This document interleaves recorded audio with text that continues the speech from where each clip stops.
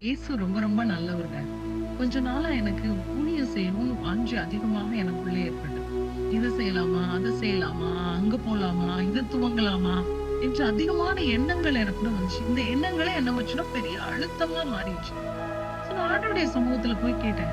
அப்ப பரிசுத்த ஆவியானவர் இயேசுவானவருடைய கெத்செமனே ஜெபத்தை எனக்கு ஞாபகப்படுத்தினார்.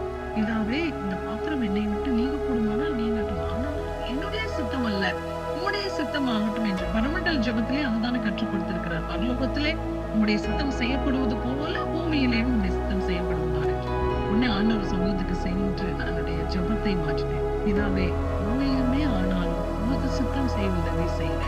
உங்களுடைய ஆதீனத்துல, உங்களுடைய சர்வ ஞானத்துல சாரா எவாஞ்சலினுக்கு நீங்க என்ன ஊழியம் வச்சிருக்கீங்களோ அதை எனக்கு காண்பீங்க. அதை மாத்திரம் செய்ய எனக்கு பலன் கொடுங்க. அதிலே நான் திருப்தியா இருக்க உதவி செய்யுங்க" என்று ஜெபித்தேன். தேவ சமாதானம் என்னுடைய இருதயத்தை முழுவதுமாக நிரப்பியது. கர்த்தருக்கு சித்தமானது அவருடைய கரத்தினால வாய்க்கும். இயேசு ஒருபோதும் கைவிடார். ஷாலோம்.